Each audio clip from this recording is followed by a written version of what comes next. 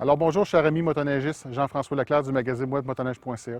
Comme vous savez, la motoneige, depuis son invention, a subi beaucoup de changements au niveau des technologies, au niveau de la performance, au niveau, dans le fond, de la motorisation, toutes ces choses-là. Je suis devant le musée de Joseph-Armand-Bombardier.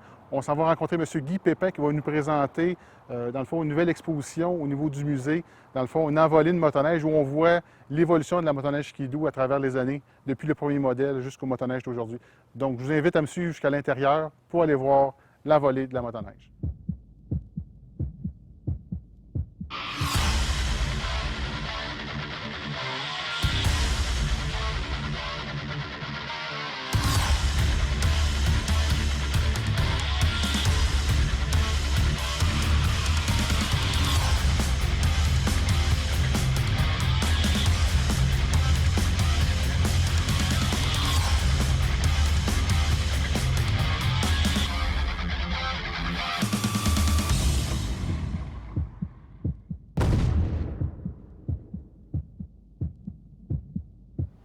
Alors, bonjour Guy.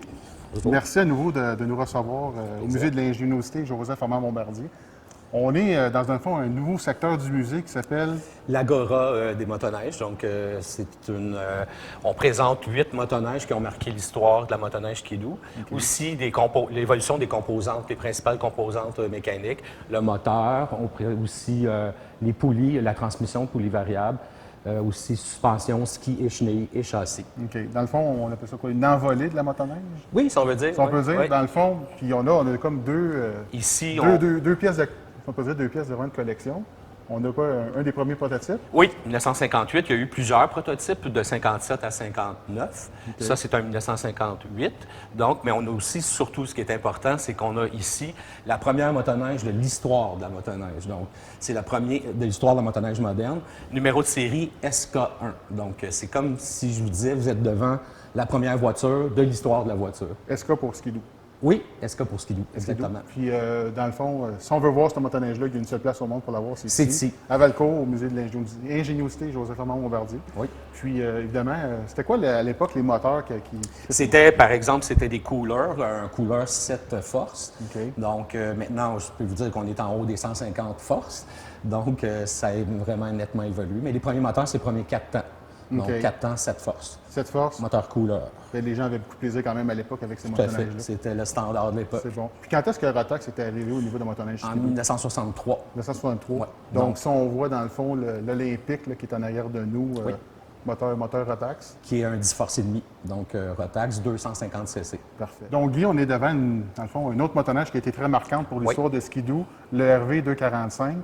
Parle-moi un peu de cette motoneige. C'est la première motoneige, une des premières motoneiges conçues pour la course, mais qui a été introduite dans les modèles de série normaux. Donc aussi, c'est la première introduction de la valve rotative, donc qui était préalablement développée dans les courses et puis qui a été mis en marché sur cette motoneige-là en 1975. OK. Donc, modèle Free Air, body RV. RV. Dieu sait, ceux qui connaissent un peu les motoneiges de collection savent que c'est un modèle qui est extrêmement recherché. On a la chance de l'avoir ici au musée, dans un état qui est quand même... Tout à fait. C'est un état, son état est original, donc il n'a pas été modifié. Donc, on préfère garder des véhicules de cette façon-là. Comme ça, on peut trouver ce à quoi ressemblaient les traces de fonctionnement d'origine, aussi les peintures, les livrets de peinture. Oui. Là, on tombe 1984. Dans le fond, le SS-25, qu'est-ce qui caractérise c'est surtout pour son design. Donc, à l'époque, cette motoneige-là a gagné un prix au niveau d'un prix prestigieux nord-américain au niveau du design. C'est un peu pour la mémoire aussi de Sam Lapointe, Sam Lapointe, qui était un designer important chez Bombardier du milieu des années 60 jusqu'aux des années 90. Pardon. OK. Puis on voit, dans le fond, moi, je suis un collectionneur de motoneiges PRS, dans le fond, des années 85 et plus. Puis on voit certaines caractéristiques au niveau design. On n'a pas la valve, par exemple, pas la valve, mais on n'a pas les skis triangulaires. Au niveau où on parle de suspension en lame, tout ça. Donc, c'est sûr que c'est une autre époque, mais quand même, là, à cette époque-là, c'était des motoneiges qui étaient très confortables, très agréables à conduire aussi. Ouais. Donc, Guy, là, je vais me faire plaisir. On va parler d'une année qui m'a marqué, moi, vraiment comme motoneigiste, dans le fond, quand j'ai commencé à m'intéresser à la motoneige. 1993, le Mag-Z, c'était quoi qu'il y avait de spécial, le Mag-Z? Bien, c'était la première motoneige à offrir un moteur 3 cylindres, on le sait.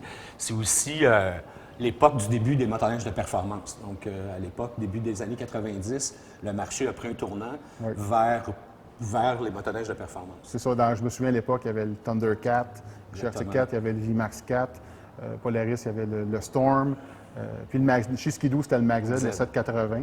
Puis, dans le fond, qu'est-ce qui est le fun? Dans le fond, je pense que c'est la première unité aussi. Oui, c'est le modèle, le numéro de série 001 qu'on appelle, nous, dans notre langage. Ça veut dire première unité produite. Puis, dans le fond, c'est une évolution aussi par rapport à l'ancien châssis PRS. Oui. Dans le fond, suspension DSA en avant, suspension C7 à l'arrière. Premier, dans le fond, comme tu as dit tantôt, premier 3 cylindres liquides, effectivement performant. Puis, très belle pièce de collection, puis évidemment que j'affectionne particulièrement. Donc, Guy, un autre jalon important dans l'histoire de la motoneige Ski-Doo, le REV en 2003.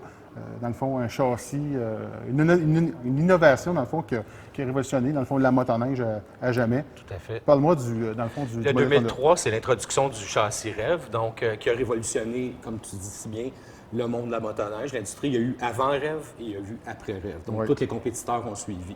Au fait, le châssis REV, sa particularité, c'est que ça centralise les masses et aussi, on conduit plus comme une motoneige comme une moto, finalement. Centraliser les masses, c'est-à-dire, par exemple, on avance la position de conduite, on va le mettre dans le centre du pivot. Quand vous êtes ici, vous levez. Quand vous êtes dans le centre d'un pivot, vous ne levez pas. Donc, ça, c'est une des caractéristiques. Il y a aussi le châssis triangulaire. Donc, ça supporte, c'est 6 fois, à l'époque, c'était 6 fois plus rigide qu'un châssis, par exemple, F2000. Ou aussi, on a les double arms, les doubles suspensions avant à double arm, qui était, à l'époque, qui était une révolution aussi, un peu, parce que, bon, c'était plus de l'ordre de l'auto de course. Oui. Donc, dans ce sens-là, le rêve a vraiment révolutionné le monde de motoneige. Absolument. Puis comme tu as dit tantôt, dans le fond, les concurrents, même encore jusqu'à aujourd'hui, dans le fond, il y a eu beaucoup d'évolutions depuis ce temps-là. Dans le fond, le rêve, on est rendu sur Ski-Doo 2017 avec la 4e génération du rêve.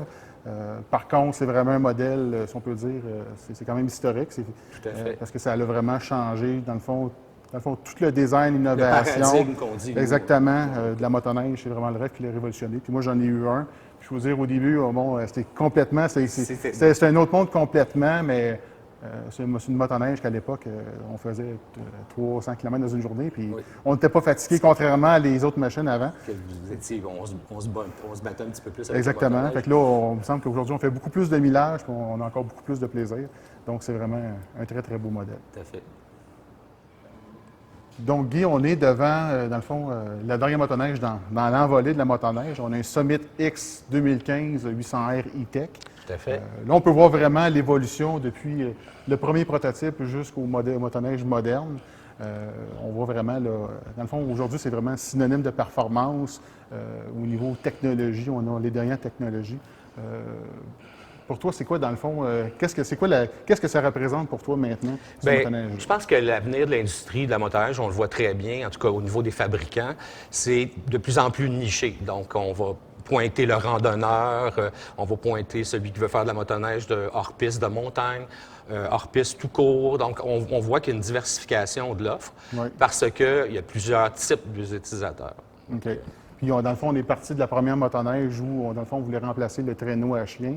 Mais là, c'est vraiment le plaisir, dans le fond, de la conduite. Si on parle d'un Summit, évidemment. Très performant. De la haute performance. Donc, évidemment, c'est des motoneiges qui sont très technologiques, très performantes, très agréables à conduire aussi.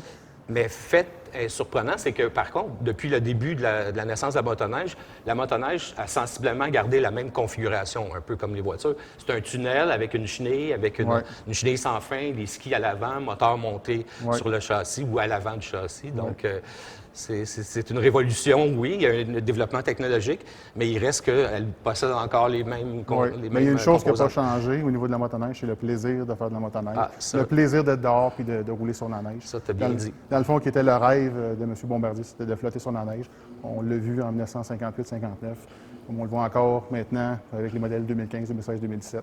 Donc, Guy, je te remercie beaucoup. Ça me fait plaisir. Puis, évidemment, je vous invite à visiter le musée de l'ingéniosité Joseph Armand Bombardier.